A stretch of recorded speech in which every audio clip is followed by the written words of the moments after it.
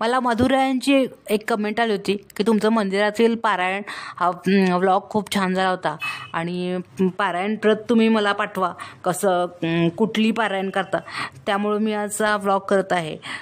तर प्रथम मी त्यांना थँक्यू म्हणून म्हणते.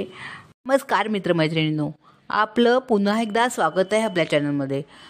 नुकतीच आषाढी एकादशी होऊन गेली. म्हणजेच काय तर आषाढी एकादशी सुरू होते तेव्हा चातुर्मास सुरू होतो आणि या 4 महिन्यात विष्णू झोपी गेलेले असतात किंवा शयन केलेले असतात आणि म्हणूनच ह्या एकादशीला शयनी एकादशीसुद्धा म्हणतात. अर्थातच विष्णू जेव्हा झोपी गेलेले असतात तेव्हा ह्या विश्वाचा भार कोण सांभाळणार असाही एक प्रश्न निर्माण होतो. तर प्रत्येकाला अनुक्रमे प्रत्येक देवतेला हे 4 महिने दिले गेले आहेत. ज्या देवतेनं त्या वेळेस ह्या विश्वाचं रक्षण केलं पाहिजे असं समजलं पाहिजे. आणि अर्थातच येणारा महिना असतो तो श्रावण महिना असतो आणि श्रावण महिन्यात आपल्या विश्वाचं रक्षण कोण करतो? अर्थातच महादेवांकडे ही जबाबदारी आहे जी त्यांनी या आपल्या विश्वाचं म्हणजे आपल्याला सांभाळण्याची जबाबदारी त्यांनी घ्यायची आहे किंवा त्यांच्याकडे दिली आहे. अर्थातच जेव्हा अशी काही जबाबदारी एखाद्या व्यक्तीकडे दिली जाते किंवा देवतेकडे दिली जाते तेव्हा त्या देवतेची कृपादृष्टी आपल्यावर राहते हे तर नक्कीच आहे. त्यामुळं त्या देवतेला त्या वेळेस भजणं हे गृहीत धरलं जातं. अर्थातच महादेवांवर जबाबदारी येते म्हणजे आपण त्यावेळेस श्रावण महिन्यात जास्तीत जास्त उपासना कोणाची केली पाहिजे तर महादेवांची. आणि महादेवांची उपासना करायची म्हणजे काय तर त्यांचं जप करणं किंवा नामस्मरण करणं किंवा त्यांचा ग्रंथ वाचणं. तर ग्रंथ कुठला तर शिवलीलामृत हा ग्रंथ आपण त्यावेळेस वाचला पाहिजे किंवा पारायण केलं पाहिजे. तर अर्थातच ह्या पारायणाची संकल्पना कशी आहे तर कुणी काय करतं तर प्रत्येक सोमवारी अर्थात आपल्या ह्या महिन्यात ह्या वेळेस 5 सोमवार पडणार आहेत तर प्रत्येक सोमवारी एकदा असं एक पारायण करतात.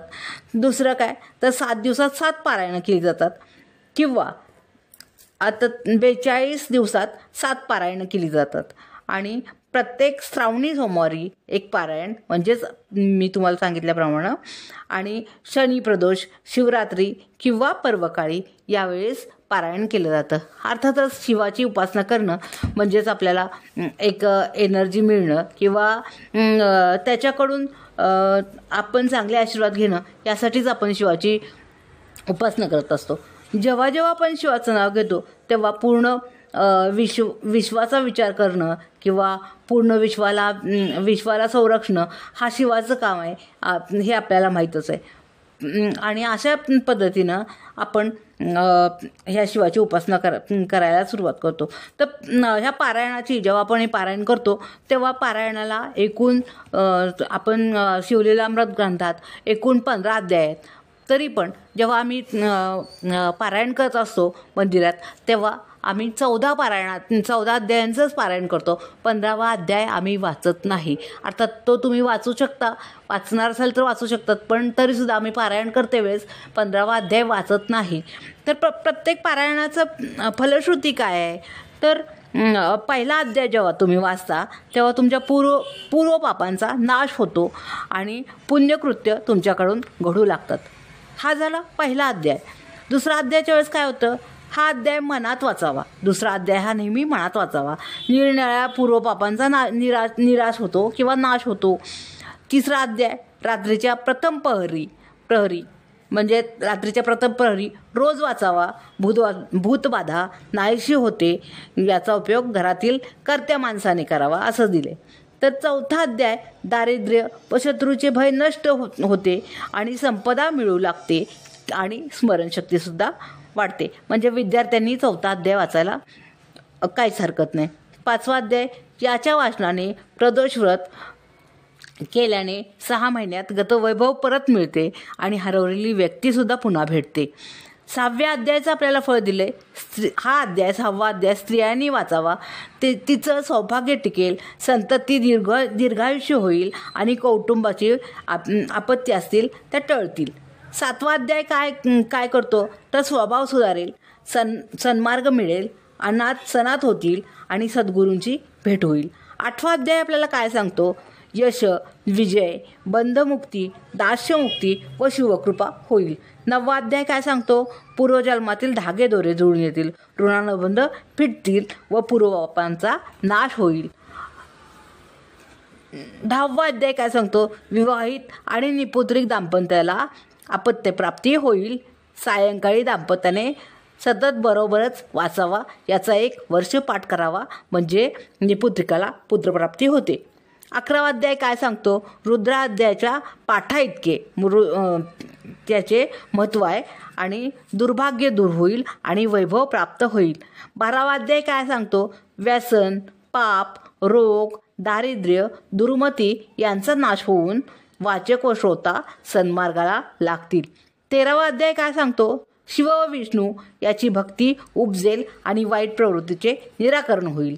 14वा अध्याय आपल्याला काय सांगतो? तर घरात शांती नांदेल, गृहस्थाश्रम सफल होईल, अतिथी प्रसन्न होतील. अर्थात 15वा अध्यायाचं सुद्धा महत्त्व आहे. धर्मश्रद्धा वाढेल, गुरुकृपा होईल आणि वेदांत ज्ञान सुलभ होईल. हे झाले 15 अध्यायाची फलश्रुती. अर्थातच 15 अध्यायांची फलश्रुती मी जरी सांगितली तरी पारायण विधी कसा असतो? तर काय अर्थात पारायण करताना पारायण सुचिरभूत होऊन ओम नमः शिवाय असा उच्चार करून भाळी, पांढरे गंध वा भस्मतिलक लावावा. घरातील देवांची पूजा झालेली असावी. देवांना व घरातील वडीलधाऱ्यांना वंदन करावे. कुलदेवतेला, ग्रामदेवतेला, वासुदेवतेला, इष्टदेवतेला व श्रीगुरूंचे स्मरण करावे. चौरंगावर शुभ्र वस्त्र घालून त्यावर शिवप्रतिमा मांडावी, पिंड मांडावी. शिवाची पंचोपचारे पूजा करावी.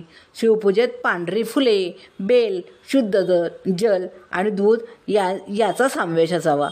या ग्रंथाची पूजा करावी. ओम नमः शिवाय या मंत्राचा 108 वेळा जप करावा आणि ग्रंथाचे वाचन करावे. अखंड पारायण करणाऱ्यांनी 7 अध्यायानंतर थोडी विश्रांती घेतली तरी चालतो आणि देहधर्म करावा असं सुद्धा सांगितलं. अल्पोपहार करावा. हातपाय व तोंड धुवून पुन्हा आसनावर बसावे. पाठ पूर्ण करावा. वाचन झाल्यावर आरती करावी. रात्री शंकराला जेवणाच्या पात्राचा नैवेद्य दाखवावा. ते अन्न प्रसाद म्हणून स्वतः सेवन करावे. पारायण झाल्यावर उद्यापन म्हणून त्याच दिवशी शिवमंदिरात जावे आणि शंकराला 1 कलश पाण्याने अभिषेक करावा. 11 बिल्वदले व्हावीत. यथाशक्ती तांदूळ, द्रव्य अर्पण करावे. ब्राह्मणाला किंवा शैव संप्रदायी साधूला 11 रुपये द्यावेत. अर्थात जेव्हा असं म्हटलं जातं की पारायण तुमचं झाल्यानंतर नैवेद्य दाखवलं जातो, पण नैवेद्य दाखवताना एक गोष्ट मात्र नक्की करायची. जेव्हा आपलं पारायण संपतंय, ज्या क्षणी पारायण संपलंय त्यावेळेस आपण पूर्ण अन्नाचा नैवेद्य लगेचच्या लगेच त्या पोथीला दाखवला गेला पाहिजे. कारण शंकराला नैवेद्याला उशीर झालेला चालत नाही आणि जर शंकराला नैवेद्याला उशीर झाला तर शंकर कोपायमान होतो असं या ग्रंथावर उल्लेख केलेला आहे. त्यामुळे जेव्हा कधी तुमचं पारायण संपेल त्याबरोबरच त्या जागीच तुमचा अगोदरच नैवेद्य तयार पाहिजे. त्याच्यानंतर तुम्ही देवाला नैवेद्य दाखवून स्वतः तो भक्षण करायचं आहे. पण आपण हे पारायण विधी तुम्हाला सांगितलं, तर संकल्प कसा करायचा आहे? तर घरातील प्रतिमा असेल किंवा तुमच्याकडे पिंड असेल तर त्याला बिल्वदल वाहून नमस्कार करायचा आहे आणि शंकराला आपलं स्वतःचं नाव सांगायचं आहे. आजची तिथी, वार याचा उच्चार करून हे कैलासनाथा मी स्वतः म्हणजे स्वतःचं नाव म्हणजे मी सुषमा भागवत शिंदे या उद्देशाने तुझे महात्म्य सांगणाऱ्या शिवलीलामृत कथासार या ग्रंथाचे याप्रमाणे पारायण करणार आहे. ही उपासना माझ्याकडून निर्विघ्नपणे करून घ्यावी आणि मला इष्टफल प्राप्त करावे अशी मी तुम्हाला नम्र विनंती करतो. हे पारायणाच्या अगोदर संकल्प करायचा आहे आणि त्याच्यानंतर पारायण विधी तुम्हाला जो मी सांगितलेला आहे तो करायचा आहे. अशा प्रकारे तुम्ही जर शिवलीलामृतचा पारायणचा या ग्रंथाचा पारायण पोथी मी तुम्हाला आत्ता दाखवते तर त्या ग्रंथाचं तुम्ही जर पारायण केलं तर तुम्हाला नक्कीच इच्छित फल प्राप्त झाल्याशिवाय राहणार नाही आणि अर्थातच तुमची निष्ठा आणि त्याच्यावरची भक्ती ही हवीच.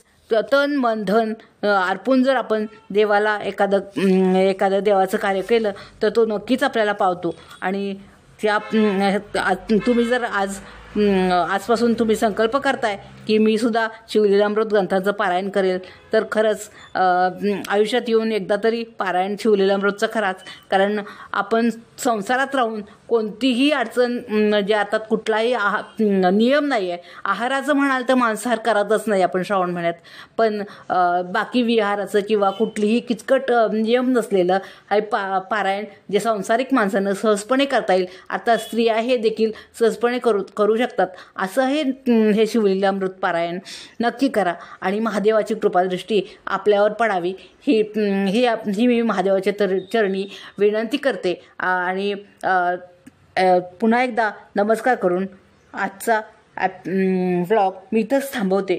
थँक्यू मैत्रिणींनो. पुन्हा एकदा नमस्कार मित्रमैत्रिणींनो.